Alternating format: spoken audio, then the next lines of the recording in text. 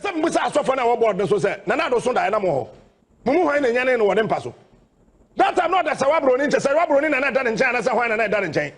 E na so sa da ye no. E ye kro no da ye no so ye. Because say Rebecca na da nchen am gidi ye say ko be so da ye papa. Me so say Sawabro ni. Enti wan so da ye papa da ye no so ye na ye kro no da ye. Say da ye no so ye na ye kro no da ye. How can you tell me say what spending $58 million who dey tutokuru? Na ye kwaka asofo na mo kru ma no say dey. Enu am kwate say atromi krata nonsense. Oh, I'm sorry. Say, then. Say, yeah, you slow sophobia, Kruma. Mumu farm on Payano, Mobo on Payano, Canesia, in Rumalam. Can a forever call parliamentar? Honorable Samuel Okujato, a file question so Bebusa. Can a forever question? No, beside say, a person who account, or more render account on Sikana or must spend it, our national cathedral and win. But your answer, Ben, can a forever mind. Can a forever say? The Parliament air National Cathedral home and some church remark on board of trustees. Now when I hear board chairman, Yami Sopani, Opoku Papa, Maka, me do, me boo, me pewasem, and my entincy got him. Papa, me do, me pewasem, me boo. But he, ya twabane you, and my entincy got him cry.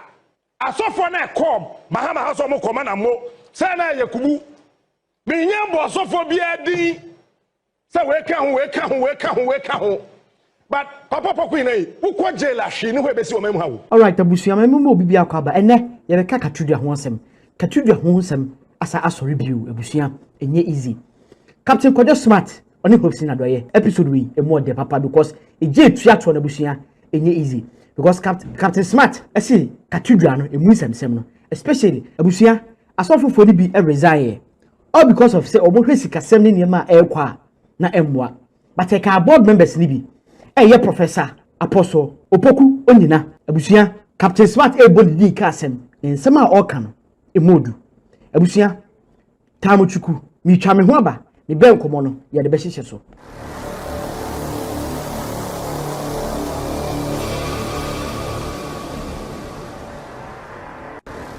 Professor Apostle Opoku Onyinah were one of Pentecost for ex-elders nibi abusia national cathedral no dimuntintima because chairman for the can work home bi no dimuntintima pa because you are so from penny for beauty said dan kan mo na yem no ebi bebre na resign here all because of sisika na ewura ni nyem ba bia na ediko no amanfo hu se no ekeka kobone abusia we na Captain Kojo Smart wabo elder idin na abusia o se bra na MPP wo so na amanfo the police and the court by this time MPP any abamu biodi obiet me for police and the court no bia na nsem no obedwedwem abusia esesem kofo bi court and nanado danko akufu ado ne da ya woso yeso besi cathedral no se na nkoda ne yere no nchen a no da Rebecca nchen a nko anso sa da nkonwane no but no da se waburu ni nchen ti obi anwane no e na oso sa da ye no asofo adodo se na e wo ne nchen a o ma anwane no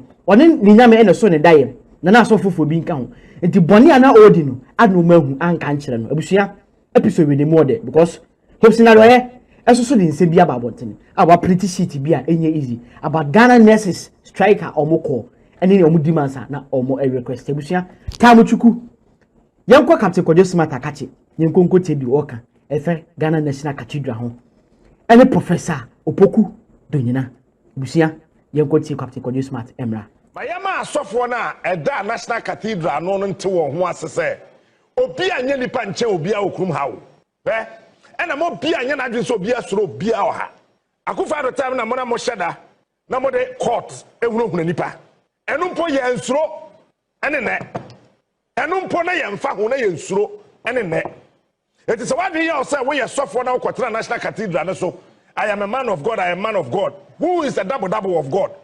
When I double, Nyankopon double, I will come her. Ye nyamema. And let me say this again. Me say, a software being pennyphobia or kruma. My bosso, and I'm a samboso. Me nyambo be a ding, one kobe. A software pennyphony to meet Sinkonia, 8 to 2 on car. So, Koma John Dramani Mahama mo, then it's trinkwa. Wamuko Druya, one was some of Mokachani and say, any kind say, National Cathedral de no ho asem no odan ne Onyankopon dan e da be na Onyankopon dan enti obia wasore sofo ha na owo National Cathedral Board of Trustees no so no say ne ye na ka kire ne ye say they should get ready ka kire won that so be starting here ready because we will come after them umpa mahama njanto ho we will come after you when in Jew Okroma. And respectfully, let me say this to Miami former chairman, Professor Dr. Opoku Onyinah. Papa, let me say this on record. A man lawyer be a nyana drisobe be a Okroma. Papa, and a man anymore. With due respect, I like you, I love you, and I respect you. The and Crofortis a na make Kanokurano means sunny step no bakumpo. And my young teen see I'm in anymore. If he says, I mean, John Dramani Mahaman, Kasofo Bia, or Dada, National Cathedral Board, this will be by now. Sofo Bia, or Dasumi. These people now know more than National Cathedral. So someone should tell me, say, they were doing the right thing. President is a young for Mainsika Bako crash him. Edu baby, the Church of Pentecost. Sanyeta Maneric, Damiche, any, yeah, cannibal, so for says, yeah, cannibal, and whatever number. And you want to do an I see for man. And could be say, young bar for dear, young for one Sunday, and see her, not Pentecost, young bar for dear, near first asking in Anquasha National Cathedral. It took time American Yamicha to say, no. You think we don't know what happened? Because I saw no Titrenia, which or no, and then National Cathedral. You think we don't know? We know. And that is why I got so mad about my own church. Sika and sorry, and what Ghana a contributing here apart from $58 million now. I buy fire no. I tell you, do you know how much? It was 3.4 billion Ghana cedis. You think it's a joke? You think we are software? So the mere fact that we are software, you know, we are software be a nurse, we are software be a doctor. Over 3.4 billion that came from the churches. That's kind of way. All right, Abusia. Captain Kojo Smart any kuti ba wenu eya capella keke ye de prapram preja ye. Abusia 3.4 billion. Ene sorry no. E donate edua National Cathedral. And the National Cathedral now says $58 million. Get it right. Abusia, it's not easy because the way Captain Kojo Smart is here hit, you know. We also see Professor Apostle Onyinah. It's not easy because who they say Professor Apostle Opoku Onyinah, no a board member at National Cathedral. Abusia, she big hoa or more a cat editor honum. Say hold no swimming pool. The way Captain Kojo Smart is here hit here. Adiname. Abusia. When they are capella keke, a fair panny able bowler sim. You could take up to Kojo Smart and Samra. And person was asked for our board, so said, Nanado Sunda and Amo. Mumu and Yan and one passo. That I'm not as a Wabron into Sarabron and I done in China, so when I done in Chain. And also Sadiano. A chrono dian or so, yeah. Because Sir Rebecca and I done in China, GDS and Cobasunda, Papa. May I say, Sawabruni? And to answer that, Papa, Dino so any a chrono diet. Said I so any a chrono diet. How can you tell me, sir, what's spending $58 million? Who they took to now you can't suffer no more and most day. And I'm quite say a trauma clatter. Nonsense. Oh, I'm sorry. Sir, yeah, you're so soft be a cruma. Mumu farm umpire, Mobo umpire, no Canesia in Rumalam. Can a forever call parliamentar? Honorable Samuel Okujato, a filing question so bebusa. Can a forever question? No, beside say. A person who account or render account on Sikana or must spend it our National Cathedral and win. But your answer Ben can for at the mind. Can for at say the Parliament air National Cathedral home and some church the more or Monko Board of Trustees. No. Now when I hear board chairman, Yami Sopani, Opoku Papa, Maka, me do, me boo, me pewasem, and my entincy got him. Papa, me do. The pewasem me boo. But hey, ya twa bana wio e ma ye ntinsi gotanim kura. Asofo na kom, mahama haso mo koma na mo. Say na yakubu. Me nyambo asofo bia din. Say we ka ho. But papa poku ina ukwo jail ahwe ni ho ebesi o memu ha wo. Asofo na ka so akwa ba ko na otikuma se na ni din mienu, sofo use passport mienu, different names, different date of birth. Asakwa na say. Hey, gware fa say. Den kusi, ala yes ala fe no. Moko jail and say, papa, Who did Pentecost chairman? Yenim. And a PCC, Pentecost Convention Center. It is the biggest in the whole of West Africa. Maybe I just Sika this year they do 58 million. Maybe such a Opoku ina. Sika this year PCC.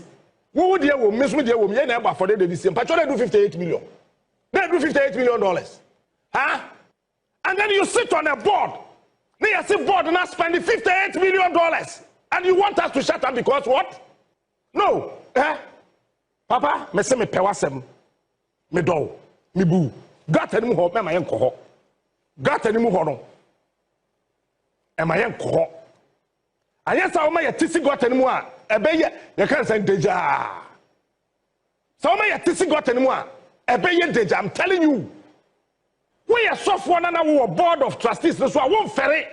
When you and kasa by now chairman Opoku ina trokrata I apologize apagana for chewo. Say sikano ebi amba me ho. Men dibi. Men fa obi asika. Na mo me sansa me tesonti. Na sa drum die proye ne ketasehye ne kankan yakosonti. Ghana for mo fa nche yen. Then we will sit down and say that oh yes. Someone is talking. Obi an kasa so for bia first cash and bottom o. But then krata no supia boncho be unso bi di bibia hye ne bottom. Me je we me kasa so for bia di sika hye ne bottom. Me kasa so for bia wi na sa cathedral sika ba san krata no so ba be ho bia sika ko hye. Say yetimi achi wuntumi a asofo na won de nam krom ha na no mote na sa cathedral board of trustees no ada na won de on nam ho. Wo ye ripa cha wuntumi ana. Say asofo na wo board of trustees no Sa asofo no won ye nipa e chan wuntumi ana. Professor Christopher Amiyawekumfi, former minister of railway, sports and harbors, and another Sama in the position. $2 million pay Ghana for $2 million pay. You see the train befa yim. $2 million penti. Ya chief Professor Christopher Amiyawekumfi. Emma papa penia oyare no santi wheelchair ni ye piano. Ewo NIB offices. Na ya wa sofo krom ha what now board so at waste $58 million. They are still walking on the streets of this country free. That day is coming, and it is very close and near. That day is coming. $58 million for the woman in Amho. Meboa, you see, your friends say, Edubwa he said, what fancy and the bows and the nanos and the day, or the Edubwa he. Sabranti Edubwa he, so no so yachino. Ye didn't some, Yami didn't want for fear, the Trinqua, and ye had to be said that something Quanaquan jail. But $58 million. Woman in Amho. Why they see a question about chest as of one? And some of them had the edge. Say a comma president, a Trinqua, Yakoya, say a cathedral, dear, Your Excellency. One shot the church will turn against you. We will not turn against Muhammad. No church in this country will turn against the president for making sure the right thing is done in the body of Christ. Apostle Professor Opoku Onyinah abusia ni tuachi. Because the Captain Smart etimi every ejagu no so ne de enye easy. Yes o hwema. Ono ye Ex-Pentecost elders ni bi. Yes sika ko hihye nkofo bi to. Amanfo de asole hu didi o. Abusia yakọ Hopeson Adorye so na kache. Hopeson Adorye e de Ghana nurses strike na omokọ no. Akọ printi sheet ni bi. Chese o ka sin ko printi sheet ni na de ka be pamphlet and I said dictionary. The way they half bill of printing by na demands any request ni niema Ghana nurses woni hia no. Say ye man pani don dramani mahama e ka so betua. Ati so kwa IMF. Abusia enye easy. You wasting my time. You can't go to Hopeson Adorye. Emra. Omo bargaining agreement, a 61 document, 61-page document. Anna, me decided say I will photocopy page 57, 58, 59, 60, and 61. 61 no ho, I know what's 61 no ho. Now. The president, Mrs. Perpetua, Ofori Ampofo, and deny, yes, say, we any signature. Ubio have your fair wages a boss, or general secretary, and ye can say the chief director of Ministry of Health, Ubia knew what deny say. Now, on that last speech, before some will be signed, was say the effective date of implementation shall be 1st July 2024. So be implemented. I don't be implemented. Now, Oko Ase Honomwa was say in witness whereof the parties herein have set their names and hands this 20th day of May 20. I said the only one free. I know we na so on the eti wofa sadi we ya your best friend nese for obia ni Honoma wo ye adwuma 1% in condition tama mi work classroom a teacher for hey every bia na ni aman gidi 2001 na me you can say not local chairman me ana be declare 2001 strike me declare will be local for the whole nation before betina kunya no so na no satam your salary na me subtenant those days na omo tuatua eye ba ye no omo tuatua ranks ni bi subtenant for na assistant subtenant for no ye di akam ye kan wo ye be ye and ye declare strike me say be na for that time ya be na many you grow ya say so me di na mu no e be wie ba wo hwe nuama nurses no egia and that's if one baby or no more wo mu de wo mo leaders no ekoko kan yo they don't know and adebako eye jane say nurses for no minim but not for there ye mpeni for na yi omo no ye de etu omo ka wo mo ketua no e bia teacher for be 20 sika ye kabo mu a e ye da ketua wo tu kwan ya ye 20 gitamane ya yesi ama no wo gini nyina wo eso so oduru hodum na ye ka say ya wo bokwa kwotena ho ne wo beka no yesi oh ye pese obe ba na akwa ya de foforo now appendix A of the document page 57 na si ni bia wo document ni bibia fa the hwade wo mo se o mo pe acting allowance acting say ye do akoba bi so wo na wo acting wo wo mo hia allowance wo additional duty allowance 10% of the salary additional duty overtime allowance we say working days 1.5 times and weekends I don't know ebeye 2.0 we name the technical terms call in allowance say bia we wo fie ni afrɛ oh me beje bi call in allowance 10% basic salary every day bia ye frɛ wa 10% you can say commuted overtime allowance what abeka janche and ya fra sebra legon eti wo fra abeka janche akɔhɔ nom no wo je allowance 20% of your basic salary height and death allowance yet abrosan so eti se wo ya adwuma wa abrosan no so a wo hia allowance eti 30 to 40 meters wo per 2.8 Ghana cedis per day say 41 to 60 meters wo per 4.2 per day say 61 to 85 meters 5.60 per day. I mean, wow. Say I didn't so go for more. You were underground basement and so omoji the same thing. Now bet me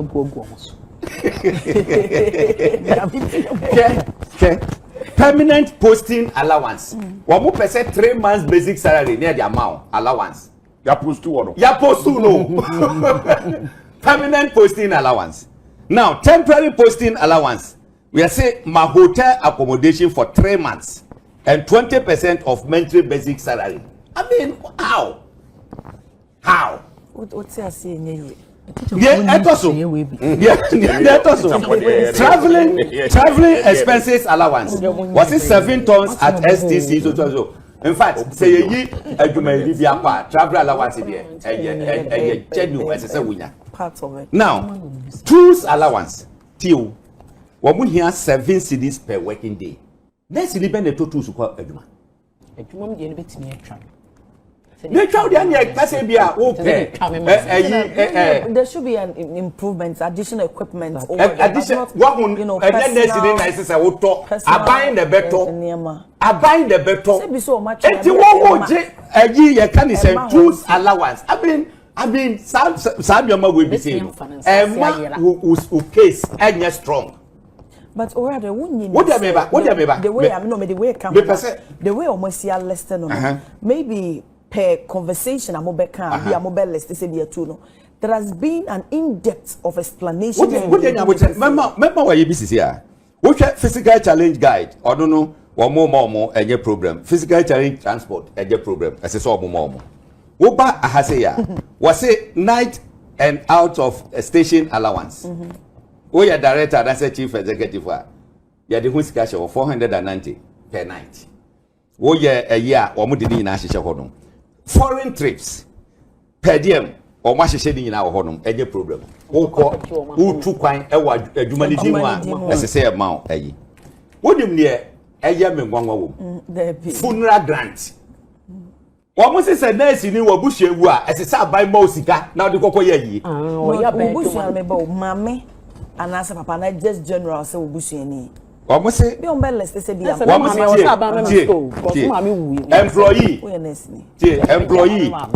or what your 2,100 spouse, 1,400, child, 1,400. I mean, what is this? What is this? What we can't wait in a boomwa. Ebi ewo has it, but because of a interview. What you mean? Welfare was it government? Or just Rabana or government? No, and I make can say, Sanka Bassa funeral aspect in the I know usually. Welfare fund be a more welfare, I'm crazy. But it's more welfare. That is buying. But we are sure. Yeah, teacher for the near way welfare. I don't know. Mutuate and local. It's a honum and our budget. And I say region, no region as a museum. Now, Oka say a buying and more funeral grant. Would him? Give him a nice for the door, and maybe I saw the door war promising. Or more uniform allowance or more general. What calculate here? I get 120 million Ghana cedis. I am not sure what to do. 120 million Ghana cedis. Now, two allowance and almost more general. A bit more 4.2 million Ghana cedis. Additional duty allowance. A bit more 48 million cedis. Call in allowance. A bit more 48 million cedis. Commuted overtime allowance. 96 million cedis. Permanent posting allowance 1.4 billion cedis. Permanent posting 1.4 billion cedis. Now, temporary posting allowance 1.1 billion cedis. Which funeral grant our more pena a bit more 588 million Ghana cedis. Which fuel allowance a bit more 237.3 million Ghana cedis. Non-basic allowance 38.4 million Ghana cedis. Call in or on-call facilitation allowance that is also more 24 million Ghana cedis. Now, at the fourth was on the account 13th month allowance. 13th month. 13th month allowance. 1 year, 1 month allowance. That's right. 18 or 12 months now you pay okay we no. Yes, send another 1 full month. Esa fanka ho say jiko fie kokodi. When him saw more number of licensed nurses and midwives, 173,688. And a Ghana Registered Nurses and Midwives Association members, 40,073. So out of Omono, 23.07%. And no who computation. And no who computation. What can in Abomwa? Amount 4.1 billion Ghana cedis. But what now? I buy the total budget, yes. Number 2, essence any budget, and yes, I buy say won't you or more. I buy say let us sit down, renegotiate, so that we put it in the 2026 budget. Do bet me take your crowd or for Bayabo. So, oh, what's in the what you be I bet my you muno. I will bet my you more about it. Remember, she have penny been a besides. That's our issue. What's it look? So, what you are saying, I say, yet to me, yeah, renegotiation because the budget cannot contain it. Yeah, but we need and contain, you know, or by your day and what you are. It's your best answer for. We are making interest in permissible. That may my young what is on the ground. Yeah, yeah, plus your Kenyan and say, look, so we are destiny. the fans will bush any yare. No, why rational hospital no be anywhere. How will you feel? What the idea may bush any and yab bush any one that's a bush any. How will you feel? So, will feel. Eti, your best re. Say, Omunya botre. Yentia. A ya na man for Casse. A take political twist, you know. The page 61. Was it sha the 1st July? On show. Money abaya tiasie. And tiabaya tiasie say a bekoso 1st July 2024. But I think so more other concerns no be so yet delayed postings. And as I said, they were kind 13th month salary, no, and so can and the renewal of practicing license. Nah. And also then improved allowance and then allowance in the year funeral. Lawyer near or renew the licenses are wapo before Babajiska. A teacher for your license or more teacher near our Papa license, our Papa, my whatever Biscam license. Some of these things are outrageous. Or license, many shows will be between 500 cities. Or more license, no, many shows will be between 500 cities. A temple will pay you 4,000. Now the whole year, the whole year, you pay 500 for your license, and so just abandon the amount. Just abandon the amount. Some of these things, let us be considerate. Now you who say, and yet easy, sir. Mammy Bisa say, Bisa say, Adentina. A ban on energy sector levy, or issue certificate of agency. Emma quickly go through parliament and I didn't see a necessary. So when we say it's a case, they didn't pay, you know. Your fat tax and radio for your one. What pastor suggested? Your father, if you have workers living. Not like Gadget, see, I did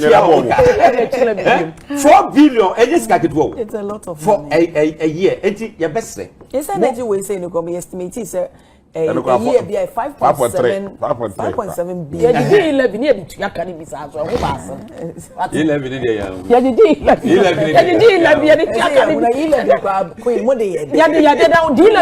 11. All right, Abusia hopes in Adorye and your cotton in Kaba in Abusia. Yes, Ghana nurses for Teja, Omu Ghana for Mombo. No multimum clergyman, MIA. No multimum government, no son tenacity, no more negotiation here. Nentia CMM. Anya Sadia, Nema Ebo Boban, and your papa Busia. Many budget, so subscribe to the page and follow all the social media platforms as VANDYKE GH. Let's subscribe to the page, share video no, and my for in your bush. But that's it, Macau.